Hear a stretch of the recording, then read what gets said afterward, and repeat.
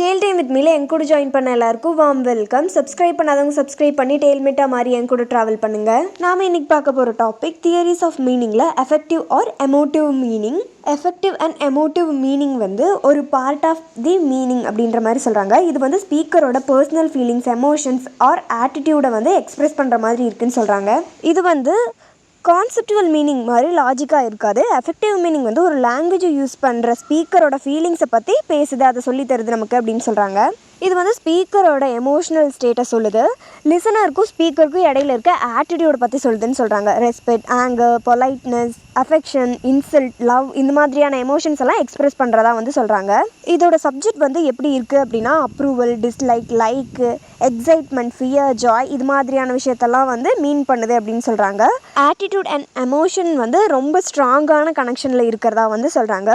Personal and emotional, இது வந்து speaker வந்து பேசுகிற வேர்ட்ஸோட மீனிங்கை மட்டும் சொல்லாமல் இந்த ஸ்பீக்கர் வந்து என்ன சொல்கிறாங்க, அது என்ன எமோஷனை வந்து எக்ஸ்பிரஸ் பண்ணுது அப்படின்றதையும் சேர்த்து சொல்லுதுன்னு சொல்கிறாங்க. Context based. அடுத்து வந்து வேர்டோட எமோஷன் எஃபர்ட்ஸ் வந்து கல்ச்சர் அண்ட் சுச்சுவேஷன்ஸை பொறுத்து அது மாறுபடும் அப்படின்னு சொல்கிறாங்க. நம்ம என்ன மைண்ட் செட்டில் இருக்கோமோ அதுக்கு தகுந்த மாதிரி தான் அந்த எமோஷன் வந்து எக்ஸ்பிரஸ் பண்ணுறோம். அந்த மாதிரி தான் வந்து ஒரு சுச்சுவேஷன்லேயும் ஒரு மாதிரி எக்ஸ்பிரஸ் பண்ணுவோம் அப்படின்னு சொல்கிறாங்க. Tone and choice of words, இது வந்து ஸ்ட்ராங் ஆர் பொலைட் இது மாதிரியான வெவ்வேறு எமோஷன் மீனிங்ஸை வந்து எக்ஸ்பிரஸ் பண்ணுது அப்படின்ற மாதிரி சொல்கிறாங்க. எக்ஸ்பிரசிவ் ஃபங்க்ஷன், இது ஒரு லாங்குவேஜோட இன்ஃபர்மேஷனை பாஸ் பண்ணுறதுக்கு மட்டும் இல்லாமல் அந்த லாங்குவேஜோட எமோஷன்ஸையும் சேர்த்து எக்ஸ்பிரஸ் பண்ணுறதுக்கு பயன்படுது அப்படின்ற மாதிரி வந்து சொல்கிறாங்க. எக்ஸாம்பிளுக்கு ஹோம் அப்படின்ற வேர்டு வந்து எடுத்துக்கலாம். ஹோம்ன்ற வேர்டு வந்து சோல்ஜர், சைலர் இவங்க எல்லாத்துக்குமே வந்துட்டு longing, deep emotion, warm, comfort இந்த மாதிரியான ஃபீல்ஸ் எல்லாம் வந்து ஹோம் அப்படின்ற வேர்டு கேட்குறப்போ அவங்களுக்கு வரும் அப்படின்னு சொல்கிறாங்க. நெக்ஸ்ட் எக்ஸாம்பிள் வந்து மதர். அம்மா இல்லாத குழந்தைகளுக்கு இந்த வேர்டை கேட்குறப்போ டீப் ஆர் பவர்ஃபுல் எமோஷன்ஸ் வந்து அவங்களுக்கு கிடைக்கும், அந்த இம்பேக்ட் வந்து அப்படி இருக்கும் அப்படின்னு சொல்கிறாங்க. ரெஸ்பெக்ட் அண்ட் அஃபெக்ஷன்ஸ் வந்து அதுக்குள்ளேயே இருக்கும். இந்த மாதிரியான ஃபீலிங்ஸ் எல்லாம் வந்துட்டு இந்த வேர்டை கேட்குறப்போ அவங்களுக்குள்ளே வரும், ஏற்படும் அப்படின்னு சொல்கிறாங்க. லிச் வந்து எஃபெக்டிவ் மீனிங் பற்றி என்ன சொல்கிறாரு அப்படின்னா எஃபெக்டிவ் மீனிங் வந்து ஒரு லாங்குவேஜ் மூலியமாக ஸ்பீக்கரோட எமோஷன்ஸை இல்லை ஆட்டிடியூட்ஸை வந்து தெரியப்படுத்துகிறதா வந்து சொல்கிறாரு. இதில் லிசனர்ஸோட ஆட்டிடியூடையும் எதை பற்றி டிஸ்கஸ் பண்ணுறோம் அப்படின்றதோட ஆட்டிடியூடு இந்த ரெண்டையுமே சேர்த்து பேசுது அப்படின்ற மாதிரி சொல்கிறாங்க. இது வந்து கானடேட்டிவ் அண்ட் கேப்சுவல் வேர்ட்ஸை வந்து யூஸ் பண்ணி சொல்லப்படுது அப்படின்னு சொல்கிறாரு. இதோட எக்ஸாம்பிள் வந்து பார்த்துடலாம். You are a vicious tyrant and villainous reprobate and I hate you அப்படின்னு சொல்லியிருக்காங்க.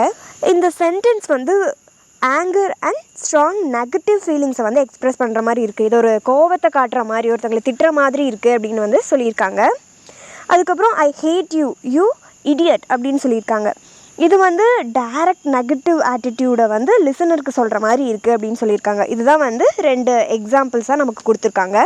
Nature of affective meaning. Affective மீனிங்னா ஸ்பீக்கரோட எமோஷன்ஸ் அண்ட் ஆட்டிடியூடை லிசனர் ஆர் சப்ஜெக்ட் கிட்ட எக்ஸ்பிரஸ் பண்ணுற மாதிரி இருக்குன்னு சொல்கிறாங்க.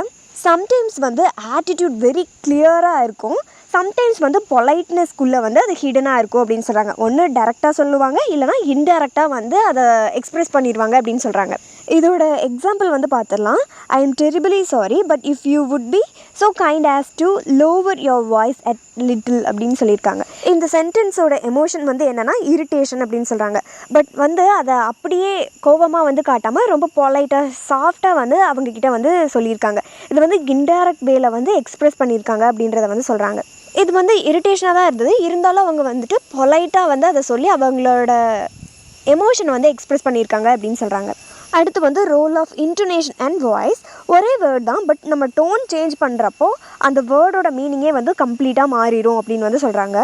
இதோட எக்ஸாம்பிள் வந்து பார்த்தலாம். வெல் யூ பெல்ட் அப் அப்படின்னு இருக்குது. இதுவே வந்து நம்ம கோபமாக சொன்னால் அது ரூடாக தெரியும், அதுவே வந்து ப்ளேஃபுல்லாக விளாட்டாக சொன்னோம் அப்படின்னா அது வந்து ஹியூமராக தெரியும் அப்படின்றத வந்து சொல்லியிருக்காங்க.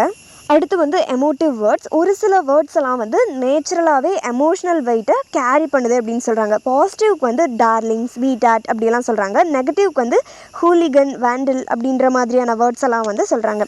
இது வந்து நேச்சுரலாகவே வந்து வேர்ட்ஸ்க்கு எமோஷன்ஸ் கொடுக்கறதுனால எமோஷன் கலரிங்ஸ் வந்து இருக்குது அப்படின்ற மாதிரி சொல்கிறாங்க. இப்போ வந்து ஐஏ ரிச்சர்ட்ஸோட வியூவிலேருந்து எமோட்டிவ் மீனிங்ஸ் வந்து நம்ம பார்க்கலாம்.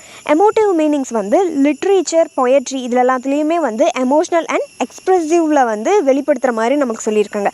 அதுவே வந்து சயின்ஸில் ஃபேக்சுவல் அண்ட் ஒப்ஜெக்டிவாக வந்து அதை யூஸ் பண்ணுறாங்க அப்படின்ற மாதிரி வந்து சொல்கிறாங்க. எஃபெக்டிவ் மீனிங்னால் கம்ப்ளீட்லி தனித்து நிற்க முடியாது. அதனால எஃபெக்டிவ் மீனிங் என்ன பண்ணும் அப்படின்னா மேக்ஸிமம் கானடேஷன் அப்புறம் கேப்சுவல் மீனிங் இந்த மாதிரியான அதர் டைப்ஸோட இணைஞ்சு அதுக்கப்புறம் தான் அது செயல்படும் அப்படின்ற மாதிரி வந்து சொல்லியிருக்காங்க. எஃபெக்டிவ் மீனிங் வந்து பேரசிட்டிக் கேட்டகரி அப்படின்னு வந்து கன்சிடர் பண்ணுறாங்க. ஏன்னா இது வந்து அதர் டைப் ஆஃப் மீனிங் இல்லை அப்படின்னா அதனால் தனிச்சு நிற்க முடியாது, டிபெண்ட்டாக இருக்குது அப்படின்னு சொல்லி வந்து முடிச்சிருக்காங்க. ஸோ இதோட வந்து இந்த டாபிக் கம்ப்ளீட் ஆகுது. நெக்ஸ்ட் டாபிக் அடுத்த வீடியோவில் பார்க்கலாம். இது வரைக்கும் டேல் டைம் வித் மீல என் கூட டைம் ஸ்பெண்ட் பண்ண எல்லாருக்கும் ரொம்ப நன்றி. வீடியோ பிடிச்சிருந்தா லைக் பண்ணி சப்ஸ்கிரைப் பண்ணிடுங்க. நெக்ஸ்ட் வீடியோவில் பார்க்கலாம்.